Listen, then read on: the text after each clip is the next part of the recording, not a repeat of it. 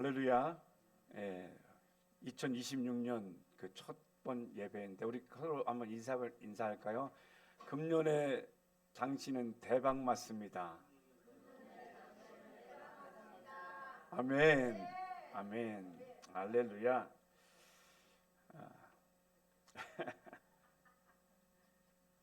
다시 한번 인사할까요? 금년의 주인공은 당신입니다. 아멘. 아멘.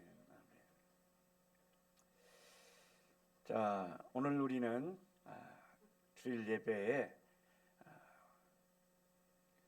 잠깐 그 마음을 내려놓고 주일 예배는 어떤 시간이냐면 하나님께서 한 주 동안 삶을 되돌아보고 또 앞으로 있을 일들을 준비하는 그 시간이기 때문에 머리에 굴리는 것도 내려놓고 계산도 내려놓고 그렇게 마음만 열어두시면 하나님께서 각자 위에 말씀을 따라서 은혜를 따라서 부어주실 것입니다.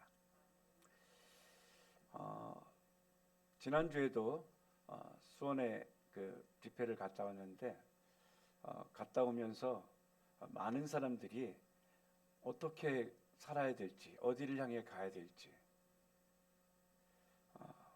이 고민하면서 답을 몰라 할 때 하나님께서 말씀을 통해서 갈 길을 알려주시고, 우리 성경에는 주의 말씀은 내 발의 등이요 내 길의 빛이라고 말씀하신 대로 하나님은 믿는 자에게 실제 말씀해 주시고 치료가 필요한 자에게 치료를 공급하시고 문제가 해결될 때에 문제 해결하시는 그 은혜를 주셨습니다.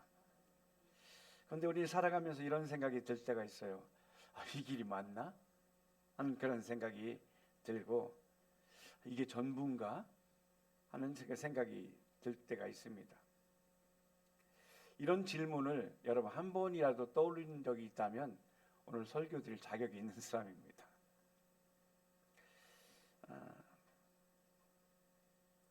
그 설교는 나를 내려놓고 주님께서 주시는 것들을 받아들이는 것입니다. 그러니까 그리고 이 설교가 단순히 하나님의 말씀을 그냥 준비해서 하는 것이 아닌 성령의 감동을 통해서 대화 내용으로 함께 하실 것입니다. 자, 오늘 함께 읽은 말씀, 창세기 말씀은 죽음 이야기입니다. 하지만 여러분 안심해도 좋습니다. 왜냐하면 죽음으로 끝나지 않고 부활로 끝나기 때문에 그렇습니다. 정확히 말하면 진짜 살아있는 삶이 어떤 삶일까에 대한 이야기가 오늘 성경 우리에게 주신 말씀입니다. 여러분은 언제 죽음을 생각하십니까? 저도 이전에는 죽음은 나와 먼 것처럼 생각했는데 요즘에는요, 제 후배도 죽고 선배님도 돌아가시고 이건 나이가 때가 없더라고요. 어느 날 갑자기 교통사고로 죽기도 하고 어느 날 갑자기 병으로 죽기도 하고. 그런데 장례식에 가면 우리는 죽음을 생각하게 됩니다. 병원에 갔을 때 많은 환자들을 보면서 또한 죽음을 생각하게 됩니다. 아니면 꿈이 완전히 무너졌을 때 죽음을 한 번쯤 생각하게 됩니다. 오늘 이 시간은 그냥 죽음 이야기만 하려고 하는 것이 아닙니다. 죽음을 넘어서는 삶에 대한 이야기를 함께 나누고 싶습니다. 혹시 여러분 그런 고백을 한 적이 있을까요? 이제 다 끝난 것 같다. 더 이상 기대할 게 없어. 그냥 버티고 하루하루 살아. 사람들은 이렇게 말하지만 성경은 우리에게 말씀합니다. 아직 끝나지 않았다. 아직 끝나지 않았다. 자, 오늘 야곱은 어디에 있습니까? 애굽입니다. 참 저는 이번 말씀을 읽으면서 여기서 요셉이 애굽으로 내려갈 때 몇 살에 내려갔냐면 17살에 내려갔습니다. 17이란 뜻은 뭐냐면 좋다 이런 뜻입니다. 좋은, 완전한. 그런데 야곱이 애굽에 내려가서 130세에 내려가서 137세에 죽어요. 그러니까 야곱이 애굽으로 내려가서 산 세월이 17년입니다. 그러니까 지금 17이라는 것을 통해서 야곱은 평상시 살았던 삶이 남을 속이는 삶, 당하는 삶, 눈물 어린 삶, 그런 삶이었습니다. 그런데 마지막 말년에는 아주 좋은 삶을 살았다는 것을 이렇게 17년 동안 살았던 걸로 우리에게 말씀을 전하고 있습니다. 자, 야곱은 지금 아들 요셉이 국무총리가 되어서 그 국무총리가 된 이곳에 가서 아주 환경도 좋고 안전하고 먹을 것도 많고 보호가 있고 위치도 있게 되는 그 자리에 살았습니다. 그런데 마지막 이 야곱이 죽어가면서 죽음을 앞에 두고 어떤 얘기를 하냐면 나를 애굽에 묻지 말라. 왜 그럴까요? 애굽은 지금 잘 되는 현실입니다. 아주 좋은 상황입니다. 근데 야곱은 지금 여기에 묻지 말고 앞으로 있을 가나안 땅 그곳에 나를 묻으라고 말하고 있습니다. 야곱이 애굽이 화려한 애굽 모든 것이 준비되어 있고 평탄하고 잘 겉으로 잘 되어 있는 것 같은 이 애굽에 묻히지 않고 가나안 땅에 묻히고 싶다는 이유는 하나님께서 하신 약속 때문입니다. 잘 될 때가 아니라 우리는 마지막 순간까지 하나님의 말씀을 붙잡는 신앙, 이것이 우리에게 있어야 될 것입니다. 이번 수원 집회를 가면서 청년들을 많이 만났습니다. 그리고 그들에게 예언하면서 그리고 기도해 주면서 하나님께서 그들을 통해서 주신 한 사람 한 사람에게 좀 말씀을 주시고 그 말씀을 통해서 회복시킬 것들을 생각하면서 그리고 지금 꿈이 무너지고 고개를 숙이고 사는 그 다음 세대를 위해서 어찌하든 그들의 눈을 들어서 하늘을 보고 고개를 들어서 다시 주께서 주신 비전을 붙잡고 살아갈 수 있는 이 마음에 이 뜨거운 것들이 막 올라오는 거예요. 청년들은 아직 죽음 앞에 있다고 생각하지는 않을 것입니다. 그러나 오늘 현대를 살아가는 청년들은 꿈이 죽었습니다. 비전도 죽었습니다. 그리고 혼자 게임하면서 이웃과의 관계도 죽었습니다. 그리고 궁극적으로 하나님 없이 사는 우리나라 지금 청년들이 복음화율이 3%라고 그러죠. 믿음이 죽었습니다. 그런데 오늘 야곱은 자기 삶을 산 마지막 결실 고백하면서 나의 삶은 여기가 전부가 아니다라고 고백하고 있습니다. 우리는 현실이 아닌 약속을 붙잡는 자들이 되어야 될 것입니다. 야곱이 죽음 앞에서 올바른 방향을 선택했습니다. 또한 요셉도 죽으면서 고백하는 것이 오늘 함께 읽은 말씀입니다. 자, 요셉은 어떤 사람인가요? 성공한 사람입니다. 총리입니다. 부와 명예도 가졌습니다. 그런데 요셉의 유언은 내 성공을 기억하라가 아니라 내 해고를 여기에 두지 말라. 지금 요셉이 자기의 죽은 시체의 해고를 이곳에서 가져가서 가나안 땅에 두라 하는 것은 430년 후에 일어날 일이었어요. 그러니까 지금 아직 모세가 오기도 전에 지금 요셉은 나의 이 몸을 나의 이 삶을 여기에 두지 말고 앞으로 있을 그날에 그곳을 향해서 나를 옮기라고 말하고 있어요. 왜냐하면 요셉의 시사는 오늘 현재에 있지 않고 앞으로 하나님께서 함께 하실 하나님의 약속의 그 눈이, 관심이 가 있기 때문에 그렇습니다. 요셉은 말합니다. 나는 지금 여기서 죽지만 그러나 하나님은 너희를 이 모든 매임에서 묶임에서 너희를 끌고 너희를 살릴 거야. 너희를 새롭게 할 거야. 새 힘이 있게 할 거야. 모든 끊어진 것에서 다시 일어서게 할 거야. 이것이 오늘 야곱과 요셉이 우리에게 전해주는 말씀입니다. 우리 이런 말씀 듣죠. 아브라함의 하나님, 이삭의 하나님, 야곱의 하나님. 하나님은 죽은 자의 하나님이 아니라 산자의 하나님이라. 야곱과 아브라함과 이삭은 죽은 자가 아니라 산자라는 거예요. 오늘 야곱과 요셉의 삶을 통해서 우리 성도들에게 하나님께서 들려주고 싶은 것은 너희는 죽은 자가 아니다. 그리고 너희는 죽는 자도 아니다. 너희는 산자다. 너희는 산자야. 예수님께서 이 땅에 오실 때 그리고 죽으시고 부활하셔서 성령으로 우리에게 전해줄 때 이렇게 말씀하십니다. 입을 열어 숨을 내쉬며 가라사대 성령을 받으라. 입을 열어 숨을 내쉬며 가라사대 성령을 받으라. 창세기에 보면 하나님께서 사람을 창조할 때 그 코에 생기를 후 하고 불어 넣으셨습니다.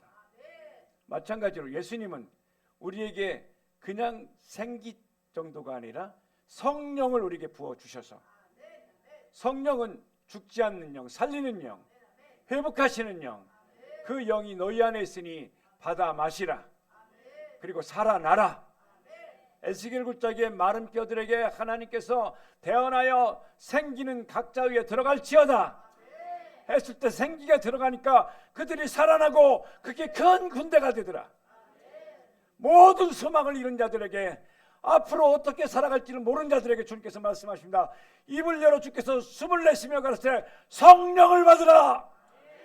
생명을 받으라. 말씀하시는 그 생명이 여러분을 살리고, 여러분의 가정을 살리고, 여러분의 자녀를 살리고, 여러분의 비전을 살리고, 여러분의 꿈을 다시 살리시고 건강을 살리실 줄 믿습니다. 우리는 가끔 가다가 어떤 현실의 벽 앞에 있을 때 나는 못해, 나는 끝장난 것 같아, 내 인생은 실패한 것 같아, 나는 이미 너무 늦었어. 오늘 요셉을 통해 하나님 말씀하십니다. 끝나지 않았다. 끝나지 않았다. 내가 너를 다시 일으켜 세운다. 내가 새 힘을 너에게 준다. 여러분, 우리 인생은 끝나지 않았습니다. 하나님이 여러분을 향한 인생의 스토리는 기록되고 있고 시작됩니다. 하나님은 우리 인생의 끝자락에도 여전히 일하시는 하나님이십니다. 자, 예수님께서 누가복음에 보면, 자, 누가복음 20장 37절 38절 보면요, 예수님께서도 이 모세의 오경에 나오는 내용을 똑같이 말씀하셨는데, 시작. 죽은 자의 살아난다는 것은 모세도 가시나무 떨 주는 아브라함의 하나님이요 이삭의 하나님이요 야곱의 하나님이시라 칭하였나니 하나님은 죽은 자의 하나님이 아니요 산자의 하나님이시라. 하나님에게는 모든 사람이 살았느니라. 아멘. 아멘. 하나님 보실 때 여러분 산자예요. 죽은 것 같습니까? 아니에요. 산자예요. 왜 살아있냐면 하나님께서 약속한 언약이 끝나지 않기 때문에 그렇습니다. 물론 우리는 육체를 벗고 땅에 묻힐 때가 올 거예요. 그러나 그럼에도 불구하고 육은 그렇게 분리됐지만 영혼은, 여러분, 영혼이 살아 있습니다.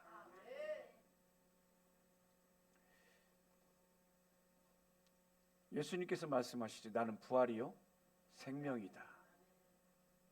그리고 그 부활이요 생명이신 주님이 지금 어디에 계시냐면 여러분 안에 있습니다. 그래서 그 부활하신 주님을 믿으면 살아납니다. 나사로가 죽었을 때 그 마르다와 마리아가 낙심하면서 슬퍼하면서 예수님을 초청했었죠. 내 동생이 죽게 되었네, 와서 살려주십시오. 근데 예수님께서 거기서 나흘을 더 유하세요. 우리 생각 같으면 나사로를 사랑하신 주님께 금방 갈 것 같은데 나흘을 더 유해서 완전히 죽을 때까지 기다리세요.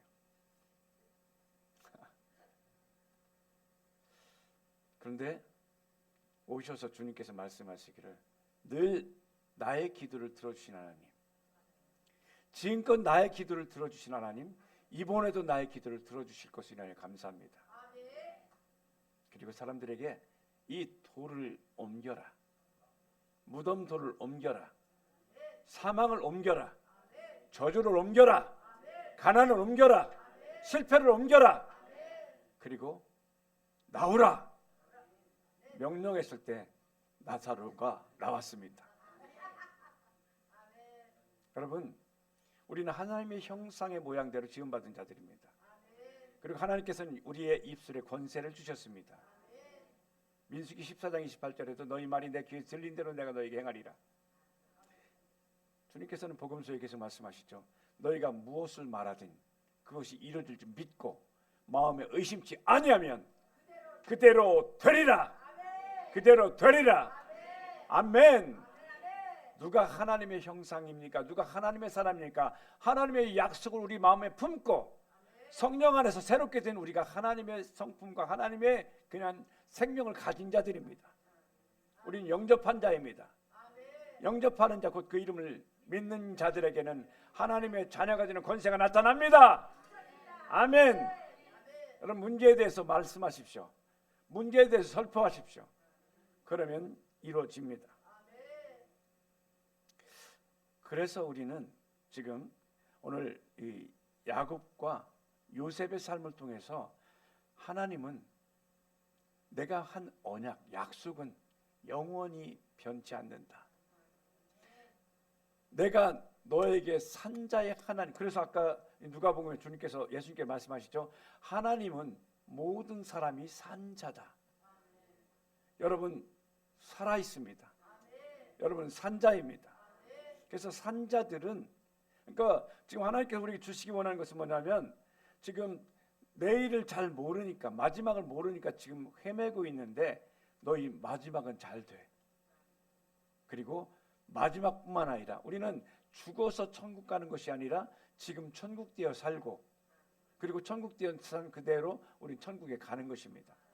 죽어서 가는 것이 아니라 살아서 가는 것입니다. 그래서 어떤 사람은 죽으면 가는 천국만 생각하는 거예요. 죽으면 죽어도 가요. 그러나 우리는 죽어서 가는 게 아니라 살아서 가는 것이죠. 그래서 우리는 지금 죽음 앞에, 죽음이 항상 도사리고 있을 때 야곱과 요셉이 어떤 선택하냐면 하나님의 언약을 선택하고 앞으로 되어질 모든 과정에 하나님께서 다시 이렇게 세우신 부활의 역사가 있는 믿음을 고백하는 것입니다. 그러니까 우리 성도들이 2026년 한 해도 내가 현실을 붙잡을 것인가, 아니면 주께서 약속하신 언약을 붙잡을 것인가. 성도는 언약을 붙잡는 자입니다. 성도는 언약을 통해서 바라보는 자들입니다. 그래서 여러분이 부활신앙, 부활의 믿음, 로마서 1장 보면 예수님께서도 이 땅에 오셨지만 이 땅에 오셔서 그냥 아들로 인정되지 않고 능력으로 죽음에서 부활했을 때 아들로 인정되셨습니다. 로마서 1장 4절입니다. 성결의 영어로는 죽은 가운데서 부활하여 능력으로 하나님의 아들로 인정되셨으니 곧 우리 주 예수 그리스도시니라. 아멘. 여러분, 우리는 천국을 어떻게 가냐면 아들로 가야 돼요. 우리 성도들이 아들로 가야 돼요. 그러면 아들로 가려면 부활로 살아내는 삶의 증거가 있을 때 아들 되어 왕국에 들어가요. 여러분 모두 왕국에서 만납시다. 그냥 막연하게 천국에 있던 어떤 언저리에 가는 것이 아니라 다스리는 그곳에, 완전히 하나님이 계신 그곳에. 그래서 그것을 어떻게 표현했냐면 이렇게 신부로 표현하고 아들로 표현했습니다. 그러니까 지금 예수님이 우리의 신랑이라고 표현한 것은 우리를 위해서 우리가 신부 되어서 예수님의 나라에 다스리는 곳에 함께 갈 수 있도록 하는 자격이 뭐냐면 신부, 거룩한 신부로 들어가게 되는 것을 표현하기도 했고, 또 한편으로는 아들로 가는 것은 하나님 우리 아버지시기 때문에 아버지 집에 아들이 들어가게 되는 거예요. 그러니까 신부나 아들은 같은 의미인데 어때요? 아들도 어떻습니까? 아들도 하나님께 돌아와야 되죠. 하나님과 함께 사는 자격이 주어져야 되는데 그것이 바로 부활신앙입니다. 지금 여기뿐만 아니라 앞으로 되어질 모든 과정까지 미래 보고 그리고 그것을 선포하는 것입니다. 여러분도 앞서거니 뒤서거니 이곳에 죽음에 대한 두려움이 이게 죽음을 통해서 이 땅에서 끝나는 것 같지만 그러나 우리는 여기에 영원히 묻히는 것이 아니라 우리의 존재는 하늘로 올라가는 것입니다. 자, 오늘 우리는 야곱과 요셉의 이야기를 통해서 한 가지 사실을 보았습니다. 모든 사람은 다 죽는다. 그러나 모두가 같은 방식으로 죽지는 않습니다. 어떤 사람은 죽음을 끝을 향해서 걸어갑니다. 이게 끝이야. 이거면 끝이야 하고 걸어가는 사람이 있고, 어떤 사람은 죽음이라는 벽으로 끝나지 않고 거기에 부활을 통해서 문이 열리는 자가 있습니다. 여러분, 믿음이 있고 하나님의 생명 받은 자는 죽음이 벽이 아니라 문입니다. 천국으로 들어가는 문입니다. 우리 삶에 모든 문제가 있으면 문제가 벽이 아니라 그 문제를 돌파하고 뚫어내는 문이 되는 것이 바로 부활의 생명인 것입니다. 그러니까 우리는 죽음을 문으로 통과해야 돼요. 죽음을 문으로 통과해야 돼요. 자, 그런데 어떤 사람은 죽음을 끝으로 향해 걸어가는 벽을 향해 가는 자가 있고, 어떤 사람은 문을 향해 걸어가는 자가 있는데 그 차이는 무엇입니까? 종교의 차이도 아닙니다. 선행의 차이도 아닙니다. 잘 살고 행복하게 아니면 이게 착하게 사느냐에 달려 있지 않습니다. 누구를 붙들고 사느냐에 달려 있습니다. 성경은 우리에게 말합니다. 로마서 3장 23절에 모든 사람이 죄를 범하였음에 하나님의 영광에 이르지 못한다. 이 말은 우리 스스로 죽음의 문을 열 수 없는 자다라는 말입니다. 아무리 열심히 살아도, 아무리 착하게 살아도, 아무리 성공해도 죽음 앞에 우리는 무력합니다.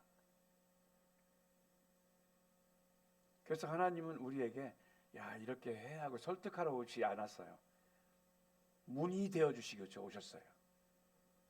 부활의 문, 나는 양의 문이다. 나는 죽음을 넘게 하는 문이다. 문으로 오신 예수님.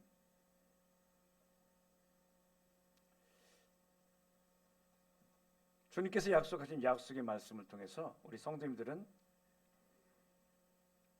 이 말씀이 중요하니까 한번 볼까요? 요한복음 11장 25절 26절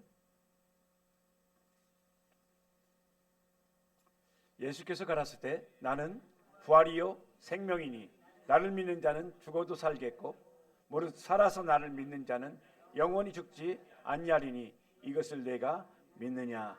아멘. 여러분 믿으십니까? 그러면 문이 열린 자입니다. 여러분 문이 열렸기 때문에 죽음이 와도 두렵지 않아요. 이 사람.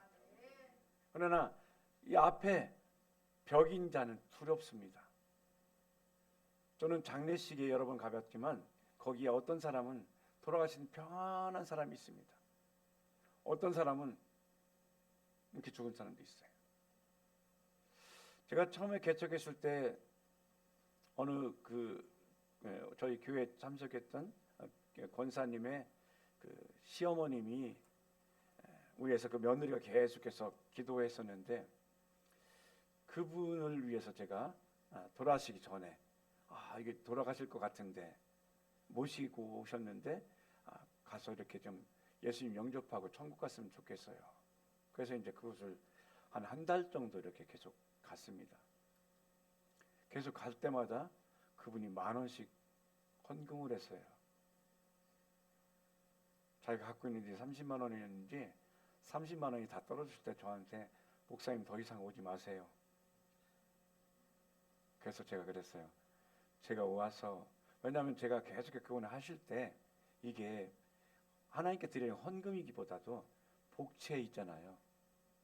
그 마치 그 어디 점치러 가면 하는 것 같은 마음이 돼서, 그래서 제가 와서 기도하고 했는데, 그래서 그때 이제 홍 사모님이 그랬어요. 목사님 아니고 사모인 제가 오면 괜찮을까 했더니 괜찮다는 거예요. 그러니까 그분은 목사님 오시면 헌금해야 된다는 생각 갖고 사모님 하면 안 해도 된다고. 그런데 그렇게 해서 이제 사모님이 이렇게 가시다가 어느 날 이제 병원에 이제 들어가셔서 마지막 이제 있을 때 그분이 저를 요청해서 빨리 목사님 빨리 오시게 라고. 갔습니다. 가서 그분께 얘기했어요. 왜냐하면 그때까지 이렇게 가서 했지만, 기도도 하고 예배도 했지만 아직 영접은 안 한 상태였었어요. 그래서 이제 영접 기도를 시키는데 이런 기도를 했습니다. 사랑의 하나님, 저는 어디에서 왜 살며 어디로 가는지 알지 못하고 방황하며 지냈습니다. 이렇게 따라하라 했더니, 하나님, 사랑의 하나님, 사랑의 하나님, 저는 어디에서 와서 어디로, 네, 저 그거 모르고 살았어요 하시는 거예요. 그리고 그분의 눈이 다 열렸는데, 자기가 이렇게 초청한 이유는 뭐냐면 이 검은 천사가 자기한테 오는데 얼마나 무서운지 자기가 어떻게 할 수 없어서, 그리고 그 자리에서 이제 약식 세례하고, 그리고 천국을 갈 수 있도록 준비하셨는데, 달라진 게 뭐냐면 여기 성요셉병원이에요. 성요셉병원 거기에 누워 있으면서 오는 간호사들한테, 거기는 이웃에게 복음을 전하는 거예요. 거기서 마지막에 구원받은 증거들이 있더라고요. 여러분, 우리는 부활의 증거가 있고 믿음의 증거가 있고 삶의 증거가 있어야 됩니다. 그 증거가 있는 자가 영원한 천국에 주님과 함께 사는 그곳에 들어가게 될 것입니다. 그래서 오늘 우리는 내가 이 죽음을 벽으로 계속 살 것인지, 아니면 이 죽음을 천국으로 들어가는 문으로 만들 것인지를 선택하는 시간입니다.